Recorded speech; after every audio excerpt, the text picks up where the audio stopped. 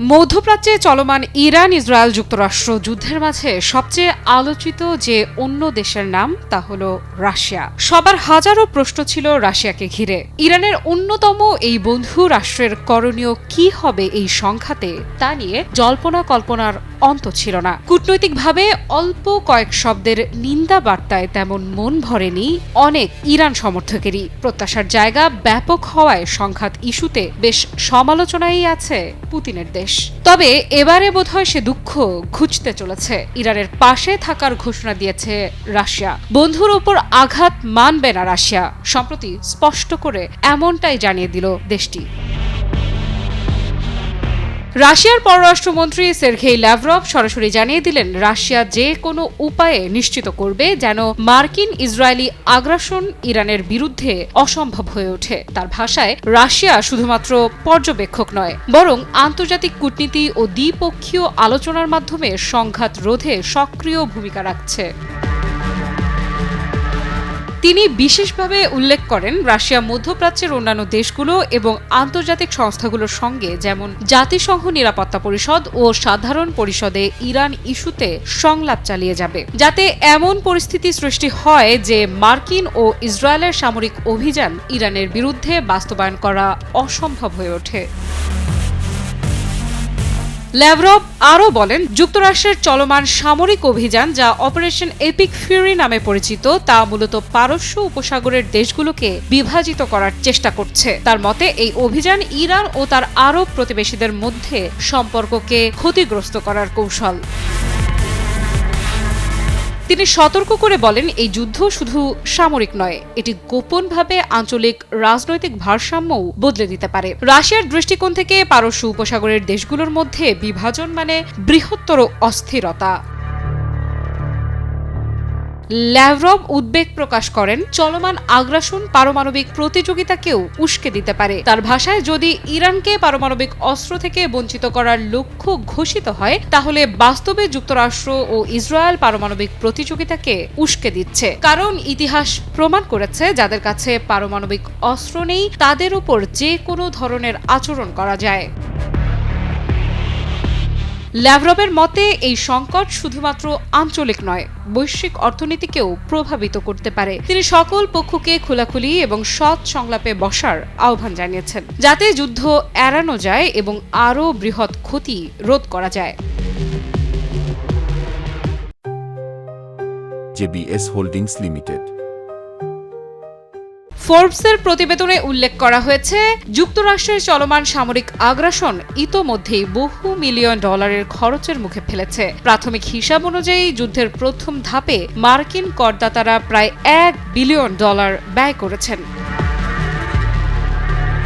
Budget বিশ্লেষকেরা সতর্ক করেছেন, যদি এই যুদ্ধ চলতে থাকে তাহলে সরাসরি সামরিক খরচ $40 থেকে $95 বিলিয়ন মধ্যে পৌঁছাতে পারে। এতে আরও বড় অর্থনৈতিক ক্ষতির সম্ভাবনা রয়েছে, যা বৈশ্বিক বাজারে প্রভাব ফেলতে পারে। বিশ্লেষকদের মতে, রাশিয়ার মধ্যস্থতা এবং কূটনৈতিক চাপই একমাত্র উপায় হতে পারে যুক্তরাষ্ট্র ও ইসরায়েলের পরিকল্পিত আগ্রাসনকে বাধাগ্রস্ত করার। ল্যাভরভের প্রতিশ্রুতি স্পষ্ট, রাশিয়া সব রকম কূটনৈতিক এবং আন্তর্জাতিক উদ্যোগ নেবে যাতে ইরানকে লক্ষ্যবস্তু করা অসম্ভব হয়।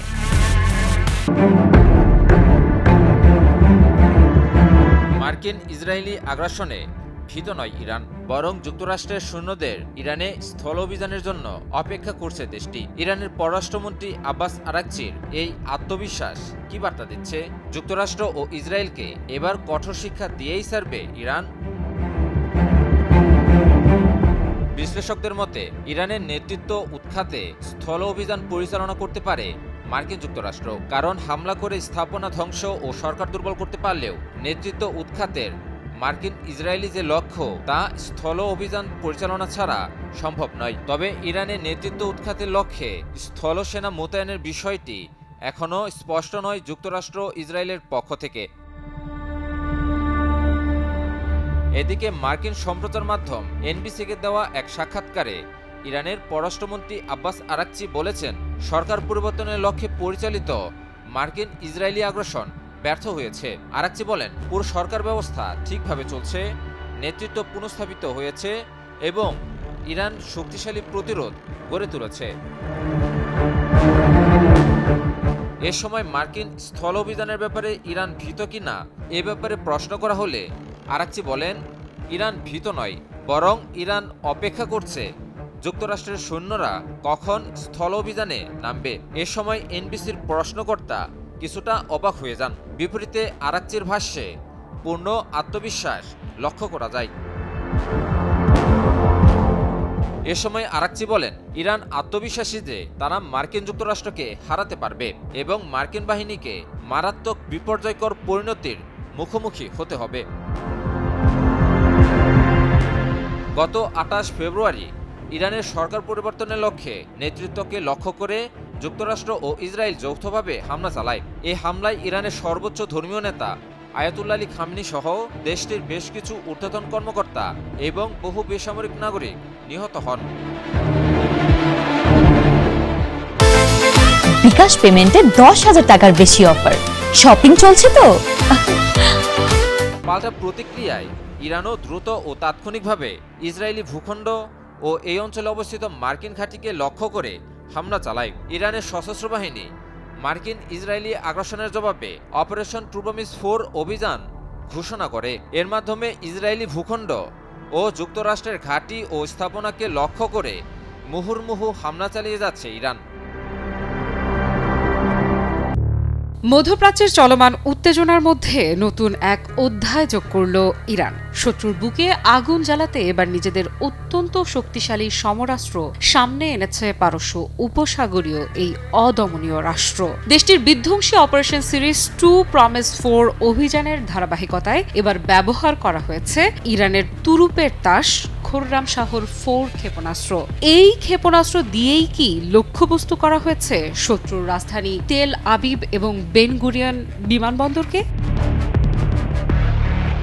ইরানের ইসলামী বিপ্লবী গার্ড বাহিনী বা আইআরজিসি জানিয়েছে, বৃহস্পতিবার ভোরে শুরু হয় ট্রু প্রমিস 4 অভিযানের 19তম ধাপ। আর এই ধাপেই তেল আবিবের কেন্দ্রীয় অংশ বেন গুরিয়ন বিমানবন্দর এবং সেখানে অবস্থিত ইসরায়েলি বিমান বাহিনীর 27তম স্কোয়াড্রনের ঘাঁটি লক্ষ্য করে নিক্ষেপ করা হয় একাধিক খোররাম শাহর 4 ক্ষেপণাস্ত্র।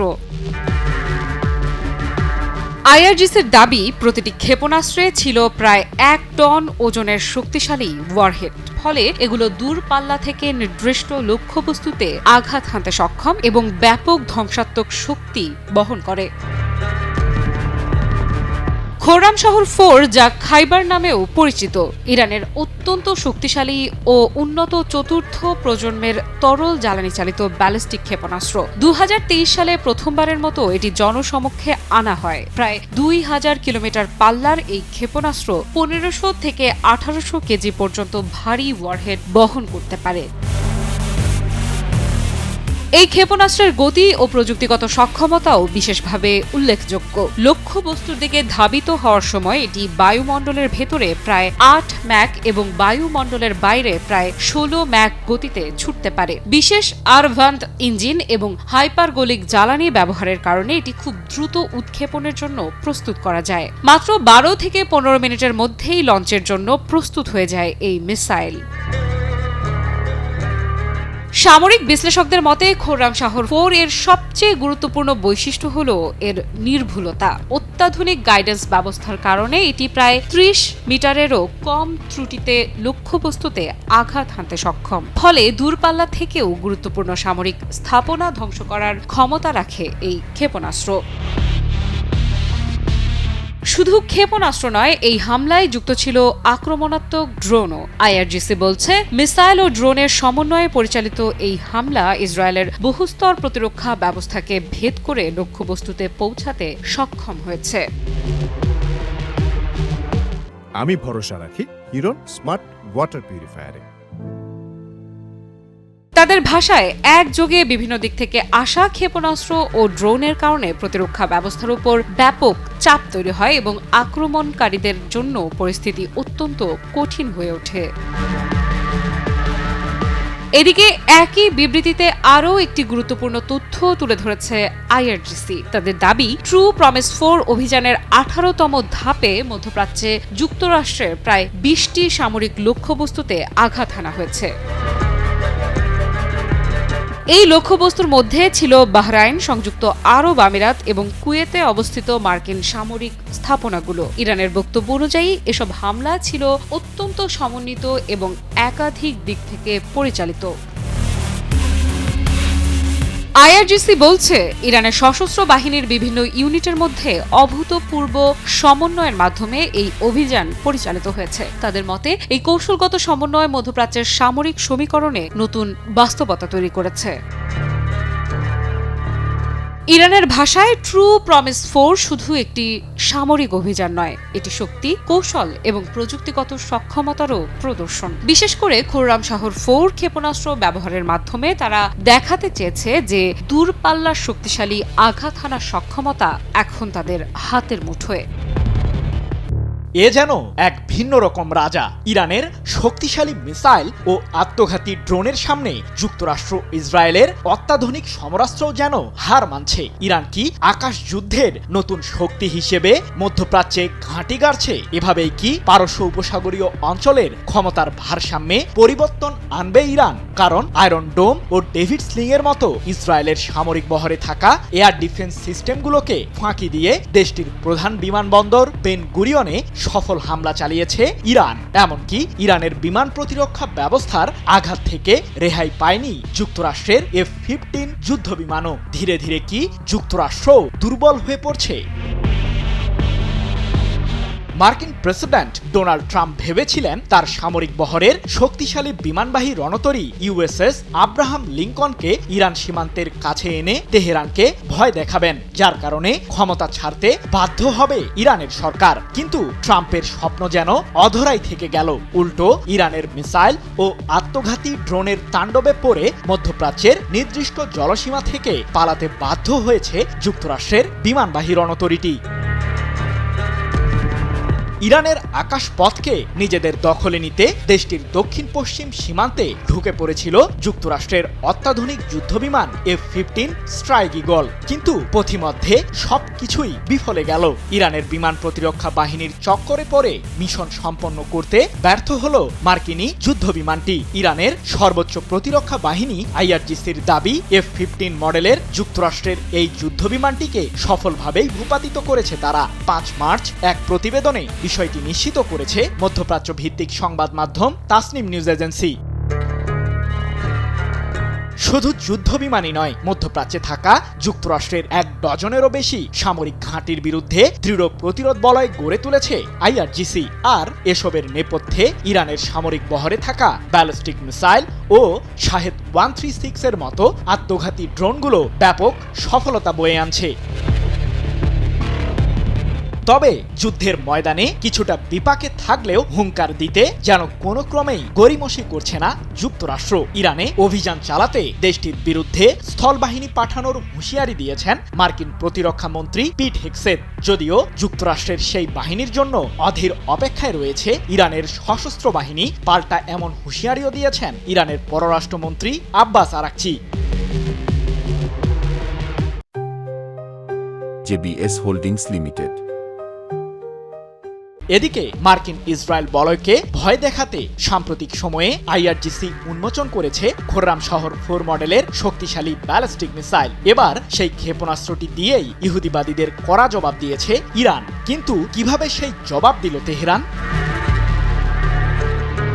ইসরায়েলের নিরাপত্তার সাইরেন যেন কোনো মতেই বন্ধ হচ্ছে না, কারণ ক্ষণে ক্ষণে ইরানের দিক থেকে ইহুদিবাদীদের উদ্দেশ্যে ছুটে আসছে ব্যালিস্টিক মিসাইলের বহর। এবার ইসরায়েলের প্রধান বিমানবন্দর বেন গুরিয়নকে টার্গেট করে খুররাম শাহর 4 ব্যালিস্টিক মিসাইল ছোড়ার দাবি করেছে আইআরজিসি। এ সময় প্রায় 1000 কেজি ওজনের বিস্ফোরক বহন করছিল ইরানের ছোড়া ক্ষেপণাস্ত্রটি। আর এতেই কেঁপে ওঠে তেল আবিব শহর। এক প্রতিবেদনে বিষয়টি নিশ্চিত করেছে মধ্যপ্রাচ্য ভিত্তিক সংবাদ মাধ্যম মেহের নিউজ এজেন্সি।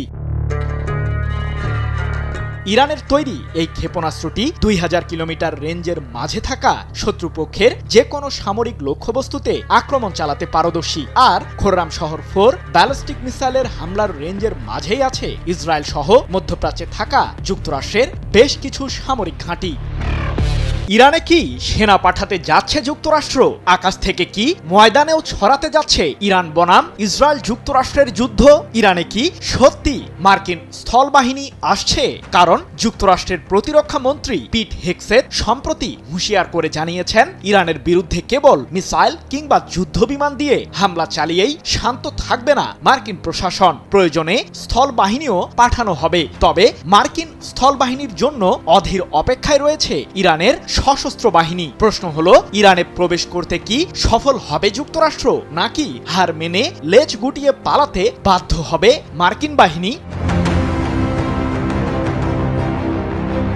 ইরানের বিরুদ্ধে যুক্তরাষ্ট্র ইসরায়েলের সম্মিলিত হামলার তাণ্ডব পুরো পারস্য উপসাগরীয় অঞ্চলেই ছড়িয়ে পড়েছে। এমন পরিস্থিতিতে ইরানের প্রতিরোধমূলক হামলায় এক প্রকার নাজেহাল অবস্থা ইহুদিবাদীদের। ইরানের সশস্ত্র বাহিনীর ছোড়া শক্তিশালী ব্যালিস্টিক মিসাইল ও আত্মঘাতী ড্রোনের তাণ্ডবে দিশেহারা মধ্যপ্রাচ্যে থাকা যুক্তরাষ্ট্রের সামরিক ঘাঁটিগুলোর এয়ার ডিফেন্স সিস্টেম। দুমড়ে মুচড়ে পড়েছে মার্কিন বাহিনীর বেশ কয়েকটি অত্যাধুনিক যুদ্ধবিমানও।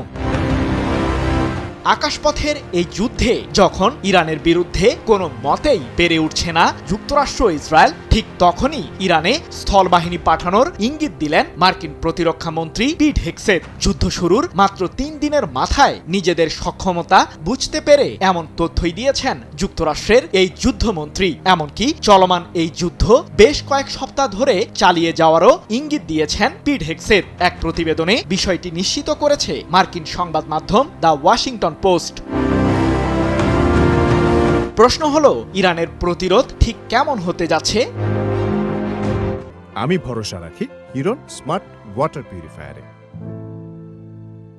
ইসরায়েল যুক্তরাষ্ট্রের সম্মিলিত আগ্রাসনের জবাব কড়ায় গণ্ডায় দিচ্ছে ইরান, আর মার্কিন স্থল আক্রমণকে প্রতিহত করতে প্রস্তুত আছে তেহরান। এমনটি জানিয়ে ইরানের পররাষ্ট্রমন্ত্রী আব্বাস আরাকচি বলেছেন, যুক্তরাষ্ট্রের স্থলবাহিনীর জন্য আমরা অপেক্ষায় আছি। আমরা আত্মবিশ্বাসের সাথেই মার্কিন বাহিনীর বিরুদ্ধে লড়ে যাব।